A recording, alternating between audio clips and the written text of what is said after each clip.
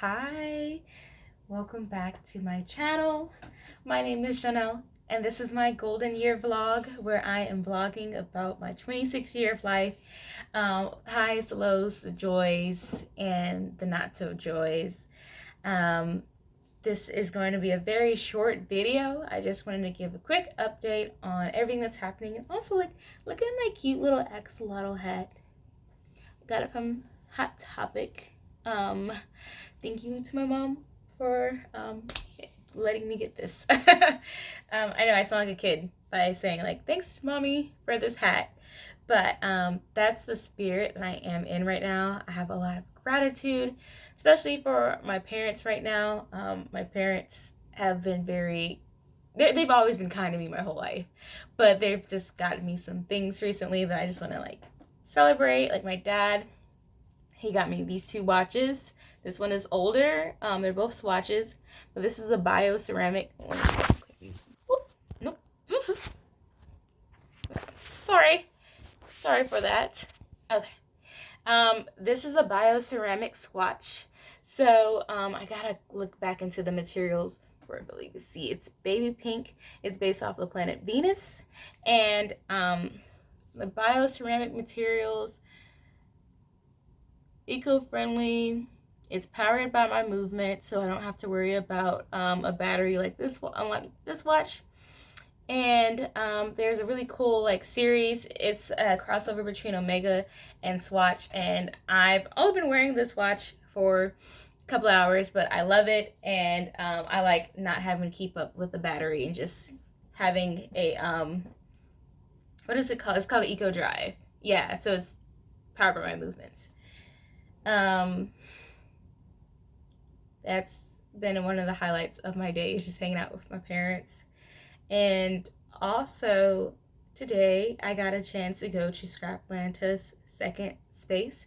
If you're not familiar with Scraplanta or the work that I do, I am the executive director of Scraplanta. We are an environmental arts nonprofit that inspires the community to make art instead of waste through our Creative for You Center, which is a nice term for our art supply thrift store, as well as our art supply workshops. Our upcycling like workshops and our materials collection program. We've collected over 125,000 pounds of materials. If you watch this, like my YouTube series, I'm just gonna keep going up with that number because we just keep getting more stuff. And right now we're located in Tucker, Georgia. If you're not familiar with it, it's a suburb that's in like northeast Atlanta. And it's a nice neighborhood. Like I grew up in DeKalb County, so I passed through Tucker a lot. As a kid, I've shopped there and things like that. But we have been thinking about expanding for some time. And for today, for me to finally like just get into the space and put some things in there and just look around and be like, oh my gosh, this is happening. We're getting a second location. Like at my tender age of 26, I'm gonna be running not one but two Creative for You centers in Atlanta, Georgia. Like I'm gonna celebrate that and be very happy about that. I'm happy that we've been able to hire people. Like we have 3 employees. I mean, not 3 employees. I don't know why I just said 3. We have 7 employees. And they're wonderful. And they're able to run the store, host community events. We coordinate, we talk, we use Slack, we use email, and they respond. I'm very proud of my team. I'm very proud of them for believing in the mission. Especially my board members. We ran our mouths and we've talked and we've talked and we've talked and we told people and we fundraised, and we're getting this space and everyone's excited for it. Like at first people were like, oh no, you're gonna close the Tucker location. No, I'm like, we're not closing Tucker. We're gonna have Tucker, we're gonna have West End, and they're both gonna be great. And that's just, it brings me joy to know that I'm going to be able to bring this to more people. I moved to south of Atlanta in a suburb or city, I guess, called Riverdale. And Riverdale is on the corner of South Fulton, Fayetteville, College Park, and like a lot of big cities and like south of I-20 in Atlanta. However, if I want to go to a craft store, I have to go even further away from Atlanta, which is like, wait a minute, Atlanta is this beautiful, bustling city with all this culture and arts. Why must I go so far away from the center of the city to find art supplies? And to me, I'm like, it's important that we have a space for people to destash on art supplies and restash on new materials. And another great thing about it, like accessibility, is one thing that I'm really pushing for with our second location is our proximity to a MARTA station. If you haven't been in Atlanta and you're not familiar with our public transit system, we have MARTA, which is formerly called Metro Atlanta Rapid Transit Authority, or Rail Transit. I think it's Rapid, but it's not rapid once you have to use the buses. And with our current location in Tucker, we do have a bus stop that is serviced by 3 stations, but the bus leaves those stations once every hour. So imagine you miss your bus and it takes you almost 3 hours to get to an art supply thrift store, and then you have to make sure you get on that bus in time to go back to where you need to go. And you might need to ride another bus that leaves every hour at the other station you go to. It's very stressful. The great thing about our new location is that we are less than a 10-minute walk from the West End MARTA station. If you're not familiar with that area, it is home to the Atlanta University Center, which is all the historically Black colleges, Spelman, Morehouse, Morris Brown, and Clark Atlanta University. And we did this with intention because we want to partner with HBCU students. We also want to be accessible to college students in general. Like, a lot of college students in Atlanta do not have cars. There's actually like a trend with Generation Alpha and Gen Z is that they are driving later and later in their lives because they've assessed the risk of driving and the expense of having a car. So they're like, you know what? Let's just chill on driving. So and plus, the younger generations, my generation, I'm a millennial and on down, we want more connected cities. We don't want to sit in traffic and think about how we're screwing up the environment. We would like to just get on the train, go where we need to go, and just vibe.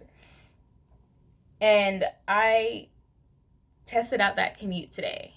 So usually my commute to Tucker, it can be anywhere between 40 minutes to an hour and 30 minutes, where I go on 285 and I get through several chapters of an audiobook.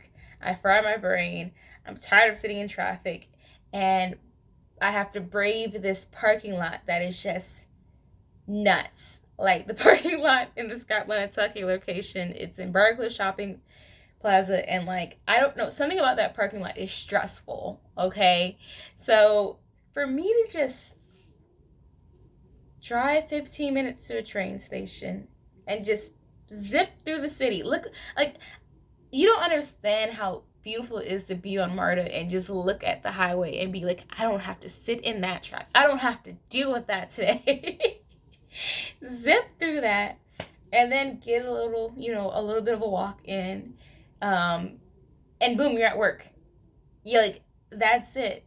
While I'm on the train, I can check my emails, so work on my to-do list for work that day. So by the time I get down in my office, I've already done the pre-work. I can just go ahead and knock things out of my to-do list. I've sat down and I had to breathe, and I wasn't responsible for moving a vessel. Like, it is powerful to not be in traffic on your way to work. And it takes me about the same-ish time if I use mixed modes of transportation. If I have to drive, it takes me about 26-ish minutes to get there. But I really don't want to drive that commute every time I have to go into work, because on my birthday this year, my engine went out. And I got my engine replaced. I got a full engine kit, all that.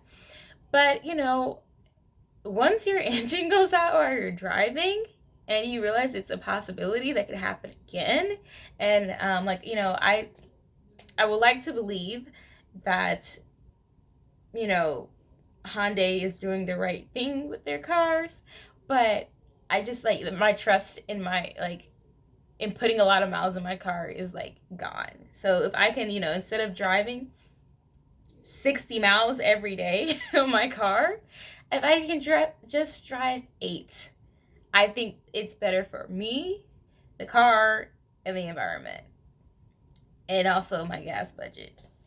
But it's been really great to just have that walk, and I'm also trying to get more steps in. So unfortunately, when I am at work, I do not get my steps in. I try very hard. I will try and go back and forth between the restock room and put things on the sales floor. But if we're really busy, then I'm not able to move as much throughout the store. And it's I go from my car to my office and I sit, and then I go home, and now I'm trying to walk my dog around the block more. I get 1,000 steps doing that, and my goal is about 6,000 steps per day, which if I spend a couple hours at work going back and forth, I can do it. But if 6,000 steps is 3 miles, which is I could walk in an hour, and I just haven't really had the chance to do that. But now with taking the train for me helps me get my steps in, because you have to walk to the station, you have to walk from your car to the train, or I can also walk to a bus stop from my house, but it's 20 minutes. It's a 20-minute walk with no sidewalks. So I don't usually do that. It's a little unsafe. Usually men hit on me and they try and talk to me and stuff like that. So that's why I usually just drive straight from my house to the train station. But if I really, really need to, I can just walk to the bus stop and take the bus to the train. That's my life on the bus and the train and getting my steps in. And I'm really just happy. Maybe it's because I've been doing so much walking recently. I've been reaching my 6,000 step goal more consistently, and I've been getting my vitamin D, so my immune system is stronger, and I'm just feeling good. And my word of the year for 2024 is challenge, and I'm challenging myself to really be intentional about the things that I do to really reach my goals. One of my goals was to lose some weight, to get back to a certain weight. I haven't gotten there, and it's gonna take me a minute, but that comes with being intentional about my lifestyle and what I eat. I used to drink every day, during quarantine. I volunteered at a strawberry farm because it was outside, social distancing. So I picked strawberries, and I think I did how was I picking strawberries? Maybe it's once or twice a week. But I would get a bucket of strawberries, and I do all types of things with them. I made syrups, I made pies and stuff. And one of those things that I made with all those strawberries was daiquiris. I drank a daiquiri every single day summer of 2020. There are people who met me in 2020, and they just remember me as Jonelle, who always had a drink in her hand. And I wouldn't get sloppy drunk, but that adds up. And I am someone who does drink the majority of her calories. So if I could come back down from all the weight that I gained from drinking my calories. Like, another thing is, I graduated college when I was 21 years old. Like, I had turned 21, like, literally 6 weeks before I graduated. And so for me to graduate and, sorry, for me to graduate and have a lot of money and little responsibilities, like, all I had was the summer of 2019 when I graduated. I didn't even have a car note. I don't think I think I paid all my car insurance off. So all I had was like $400 in rent each month. My rent was $400. Oh my god, what a time. So I was living life. I was drinking, and it was like, yeah, let me just add a drink to my order, and then dessert too to celebrate that I graduated early. So I actually did not gain the freshman 15, but I gained something even worse. I gained, I don't know what they call it, like after post graduation, I gained like 30 pounds. So I'm getting down, and like I'm cute still. Like, it's like most of that weight was like grown woman weight anyways, but for me to feel healthy and happy with myself, I want to see what is my body like when I actually eat healthy. I don't drink all these calories, and I get more than 6,000 steps in. Like, 6,000 should be the minimum. I should be getting 10,000 steps a day, even though research says otherwise. But still, being intentional about movement, and when I sew these clothes, that they look good on the body that I want to have. Ooh, a moth. Ooh. Anyways, I'll handle that moth after this video. Last thing I want to talk about, since we're talking about sewing, let's talk about what's sewing on. Um, in the same vein of intention, I realize I'm getting more stuff again. There's a lot of stuff in my room, in my house, and I'm trying to work on making sure that I am intentional about the things that I have in my life. Am I recycling? Am I donating things? And one thing that I found to excite me is I found a fabric challenge. And let me make sure I can remember the name. It's called, the woman, her name on Instagram is Pink Mimosa by Jacinta. And she has a whole 30 fabric challenge. And it is to encourage people to not buy any new fabric until they've sewn 30 yards of fabric. She even has a bingo card to go with it. And you can get badges for, like, mystery fabric you're unsure about, just to encourage you to keep going. And there's even like a Girl I Try badge. So I am really excited about this opportunity to really challenge myself to sew through 30 yards of fabric. And honestly, if I don't think my stash is as big as other people's stashes. Like, Jacinta, she's documenting her journey. She's donated over 200 yards of fabric. And I'm like, all of my fabric fits in 1, 2, 3, 4, 5. 5 tote bags. I mean, like those big 16-gallon totes. That's all my fabric collection is in this closet. I couldn't imagine having that much fabric, but I know it does creep up on you. And I've looked at some of the sewing rooms of other crafters, and people have been sewing way longer than me, more consistently. People haven't moved like I have. Like, if you move 7 times in 7 years, you learn to just cull things very fast. But also, like, recently, I've started to use like sheets for fabric. And like, once you just step outside of the traditional yardage, your sewing possibilities are endless. So you can end up with 200 yards of fabric. And if you go to Joann's and In Atlanta, we have fine fabrics. Like, if you have a huge fabric shopping area in your city, and you're online and you have the income, it adds up.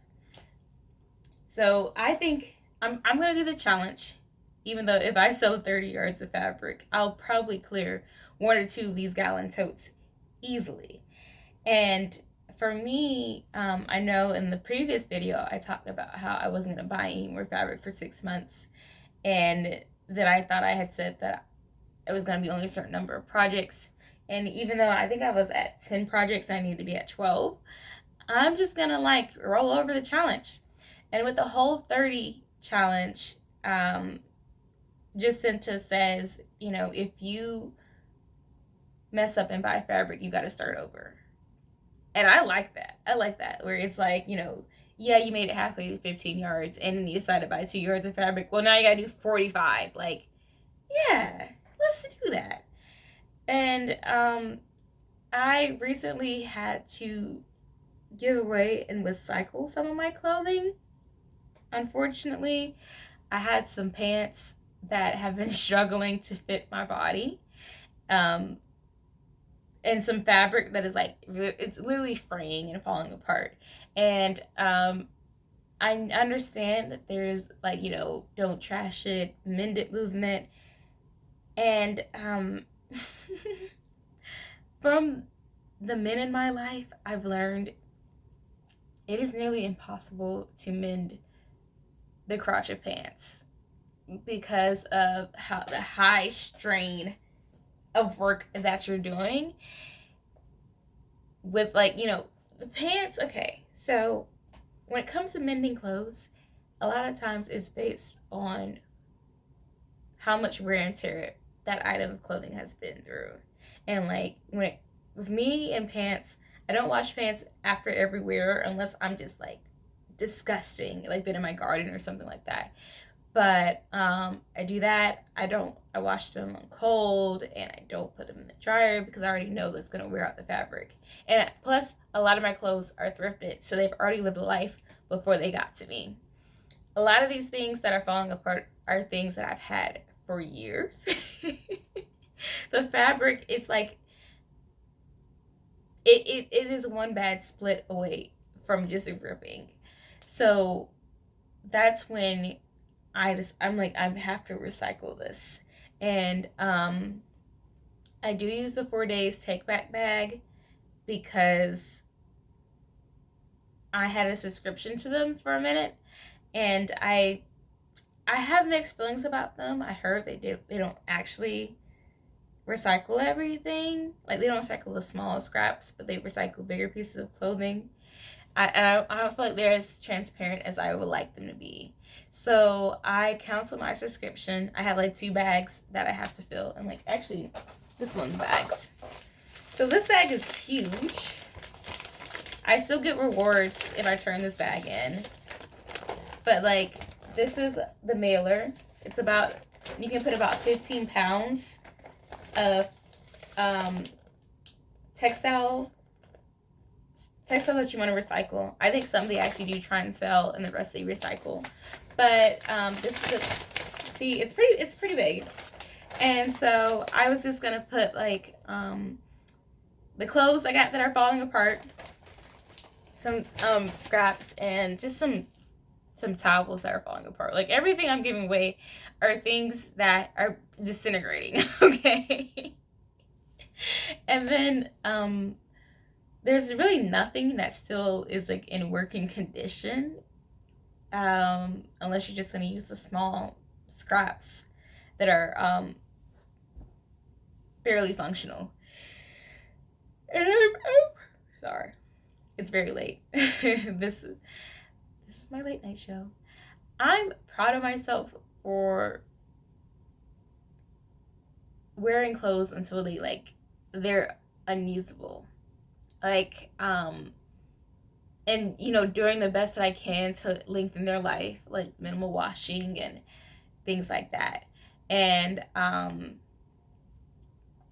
I cannot wait to see what I replace some of these items in my wardrobe with, because it's like I did sort of shrink my wardrobe a lot by giving away. I think I gave away like, I mean, not give. I keep saying give away, by recycling like 7 pairs of pants, and I'm like, they're through, but I was still wearing them until they fell apart.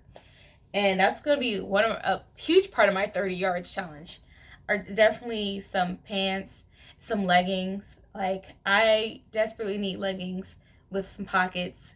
I like to make my own leggings. Do I have it with me? Oh no. Okay, yeah. I am. Hold on. Sorry. This is my favorite legging pattern, Simplicity 8561, because these pockets are deep. I like the different designs for the pants. Like, I guess the endings. There's different lengths and everything. I've even cut these before to make biker shorts. So this is, and I can sew this in 2 hours. Like, in 2 hours, if I'm just taking my sweet time. I've already cut the pattern out. I mean, I've cut the pattern tissue out, so I can just throw it on some fabric and zip it up. Even though I've had some, I haven't cut it out yet. I just placed the pattern pieces because I was so tired the other night. But I'm definitely making a lot of leggings, and I'll try and make some jeans. Like, I am giving away a couple of jeans that I've had for a long time. I have mixed feelings about having a bunch of jeans. When I was in, like, middle school, I had, like, 7 or 8 pairs of jeans. And, you know, it's like, if you remember 17 magazine, August was the denim issue because it was back to school, and you got jeans when you go back to school. So 17 magazine would say the best jeans for your body type, and every jean must have that you need. And so I would be like, yeah, I definitely need a boot cut jean and a flare leg. And I was matriculating through school when skinny jeans were very popular. So I had skinny jeans in, like, let's see, that green, yellow, purple, pink, white, black. Pretty much every color. I had blue at one point. I had celebrity pink skinny jeans from Macy's. There was a time there used to be $19.99, and you had to make sure you had every color. Not rest in peace to skinny jeans. They're still around, and I have a pair that I thrifted. But that was such a time. Now that I sew a lot of my clothes, there you go, moth. Come on, we gotta fight because you're not gonna eat my fabric, moth. Yeah. Since there are some things that I just like to thrift. Like, I don't really see myself sewing any more coats in my life. I might sew one long jacket or coat because I have all this leather, but just to, like, sew a cool winter coat, it's not my style. And, you know, I got this really cute pattern that, let me see if it's really close by, because I do want to show you guys. I got my hands on some really great vintage patterns from one of my amazing friends, Adelie. They were so kind to let me have first dibs at their patterns before they donated them to Scraplanta. And I just love when that happens, when I have friends who are like, hey, look at my patterns, look at my cool vintage patterns. So I'm going to show you that, and then I want to circle back around to a topic that I was sort of thinking about, like how the back to school season encourages consumerism, but that's a little heavy. So we're going to look at some patterns to just lighten the mood, and then I'm going to bring the mood down by talking about consumerism. Okay. Ooh. So I love the 70s. I think the 70s was one of my favorite decades of fashion. Probably the 50s and the 70s. One day I'll do a video and rank them. When I studied fashion history, there were some parts where I was just locked and loaded because I love how fashion is indicative of society and what's going on. And the 70s and 50s were interesting times for women, for production, and how we looked and viewed at clothes and what they meant for our culture. So I was really honored that Audley was kind enough to give me patterns or look at patterns from the 70s. It was patterns that their grandmother used, and even some of the notes, I'm like, oh my gosh, these are patterns made for Audley's mothers, like prom and things like that. So I will make sure I can find. Yep, I can find them. Okay, so here, let's just go through the patterns. So this one I really like. I also like that the 70s had a lot of like free spirited movements, and a lot of these patterns are singular size, which most were actually surprisingly in my range. Some I might have to size up for my bust, or even size up for my hips. But yeah, so this is the first one.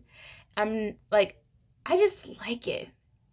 Like, I don't know what I would make with this. Maybe if I thrifted a tablecloth after my challenge, I could do something with this. And I like the use of the ribbon as well. And I do have some ribbon that I could use for this trim.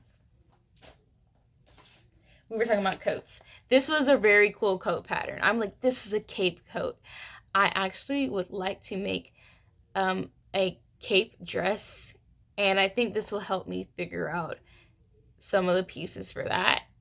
It is very long. I don't ever know I'll actually make this in like a coat like manner because Atlanta does not really get cold.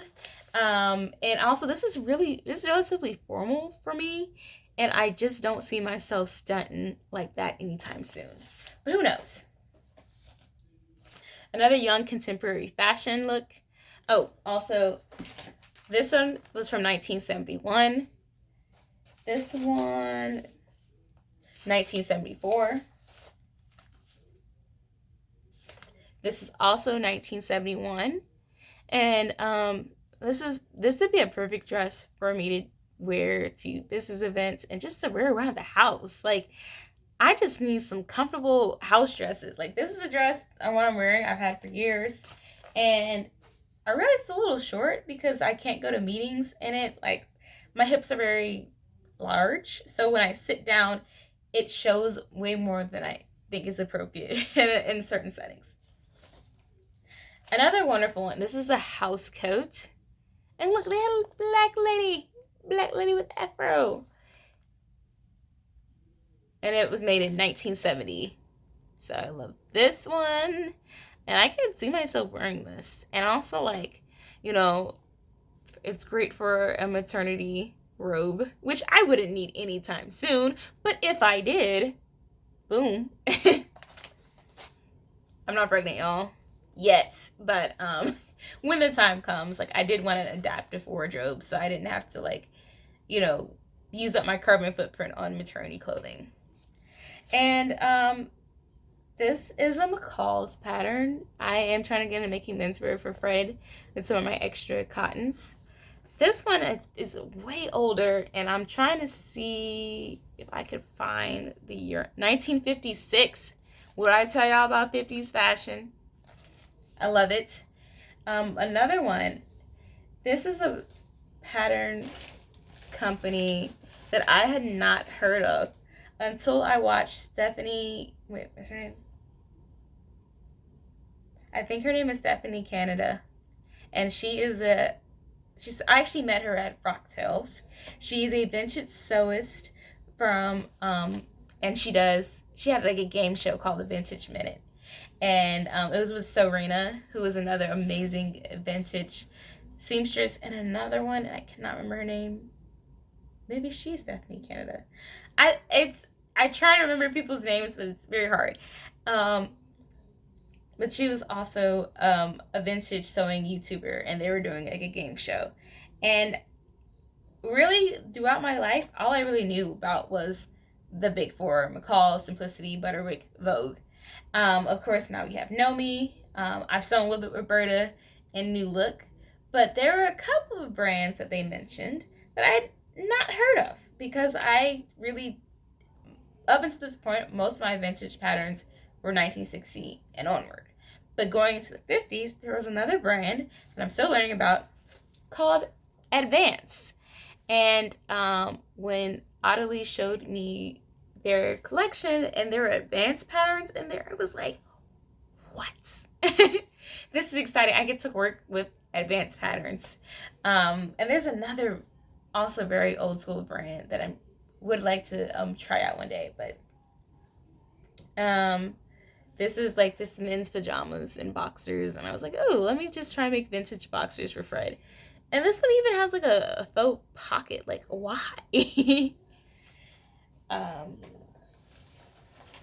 Let me see. I had a couple more, but I think I might have already classified them. I've been trying to do better about putting my patterns away and organizing them. If you don't know, I'm doing like a binder project for organizing my sewing patterns. So it's easier for me to rifle through them. And also, now that I have these like amazing vintage patterns, I don't want them to get damaged with me going in and out of my totes. So now I'm putting them in sleeves and in for 3 to 4 inch binders so that they're protected, and I can just reference in them more easily. So patterns, all right. And now let's talk about consumerism right quick. So earlier when I was talking about the 17 magazine and the back to school jeans, I had a thought. I was like, back to school time encourages a lot of consumerism. I say this because it seemed like growing up every year when you go back to school shopping, you get a lot of new stuff. And sometimes you don't even think about the things that we don't use. Like, you know, we think we're going to roll it over to the next year or going to give it to somebody else. Like in my family, it was just my brother and I. So if my brother didn't use it, I used it. And like certain things like the calculator, like the TI-36, and then there was another calculator that was super expensive that my brother, I don't think he gave it to me because he always took like the more advanced math and he needed it longer, so I ended up having to buy my own, and it was like $100 for this calculator. So that was one of those bigger expenses, but like the smaller things, like folders and glue sticks and pencils, we were some years we were told to buy that every year, and kids would like have to have the newest, like the fresh pack of pencils, the fresh pack of crayons, and like at times I'm like, why did we encourage this with our children? Like, why didn't we just, you know, recycle the worksheets from the previous year and just keep the same folders? Like some things like binders are relatively durable, or you know, I understand there was some wear and tear. Like with me, I was a pretty heavy-handed child. I broke a lot of things. But there were some things I could use from year to year, like the same book bag. Sometimes my book bag would just need to be put in the washer because it was just so old from being, you know, carried 20 miles every day by me. But it's like seeing that and realizing at the end of the year, sometimes kids don't even, like, parents don't know what to do with these school supplies. Some are like, oh, we'll give it to them next year, but then they don't even use it. Like, at a certain point, you don't need highlighters every year. And, you know, that is where Scraplanta comes in, where, you know, people donate school supplies to us and, you know, teachers buy it for their classrooms and things like that. An interesting thing is, even though, you know, Scraplanta does have classroom and office supplies, back to school really, like, it's no different from us at any other time of the year. We're actually, like, have the same amount of foot traffic as we would like throughout the rest of the summer, which surprised me because I thought, you know, people would be busting out our doors. But I would just say, like, I'm still noodling on this, on figuring out like seasons of consumerism, and how much back to school just like is this rush where you have to have new clothes all of a sudden because you're going to a new grade, and you're not encouraged to thrift. Like, I actually saw a newsletter today that was saying how you can use back to school, how you can shop for back to school in a savvy fashion. And I'm like, oh, this is definitely a plug for Scraplanta. No, it was an advertisement for credit cards. And it's saying you should use credit cards when you do back to school shopping because you can get points and, take out credit to, buy school supplies. And I was, ew. This is what we're doing. We're just encouraging people to use their credit cards so they can get more points. Like, I don't know. Like, between back to school and then once that happens, there's Christmas. And then, like, my family, we have like 30 birthdays in my family between January and April. And then, during that time, there's Valentine's Day, there's Mardi Gras that some of my relatives celebrate, and also Easter. All these are just telling us to consume and consume and consume. And I'm like, when do we just break out the Easter basket from last year and fill it with fruit? And just, when did we put school supplies that we already had in the Easter baskets to give to the kids to use for finals? Like, when do we do that? Why do we have to just get everything has to be new? I say that as I wear new things. But I mean, I'm guilty of it too. As I am an environmentalist and I have good intentions. And I would like to believe other people have good intentions too when they get new things. But let's wear our stuff out. Like this hat. I love this hat. I'm very excited about it. And I see myself wearing it for several years to come. Will it make it to the point where I have kids? Maybe. But I hope that I can continue to wear this, love this, and I don't love this. Thrift, like, giving to the thrift store and not throwing it away. Like, I'm wearing 2 watches. And both gifted by my father, and I plan to wear them and wear them and wear them. Like, I pretty much wear my watches every day. So I have, like, thinking about the life of the clothes that I wear. Like this dress that I got several years ago. I'm still wearing it and figuring out what to do with it. And now that, this dress has somewhat retired from my business days, now this dress is my house dress or my casual throw-on dress. So, and all my jewelry that I'm wearing right now, like the earring, necklace, all thrifted. It's not perfect, and we're not perfect as a people. And I think the challenge that I would say for everyone is to just continue to think about, why am I bringing this into my life? And if I can't keep it, how can I responsibly get rid of it? Once I'm done with this dress, and now I know I can recycle it. I know I can also upcycle it. Or, depending on how this dress, the condition of it is, I could, mend it and keep it going, give it another life. With this, I'm studying the construction of it. I'm like, oh, okay. If something were happening, I could just easily just, get out my sewing thread and just fix it. Even, like, and I know how to, like, repair my jewelry as well. I also know of a couple of repair cafes in Atlanta. They're pop-ups, but I can, if things go wrong, I'm like, okay, now I know I should get this fixed at this time because there's a repair cafe. So I feel just encouraged to know that I don't have to throw everything away, that I can extend the useful life of things and just also build community through that. Like, you know, realizing I don't have to fix everything myself. I can ask other people to help me on this journey of sustainability. And so that is it for this video. I thought I wouldn't talk long, but I love to yap. So I look forward to talking to everybody next week.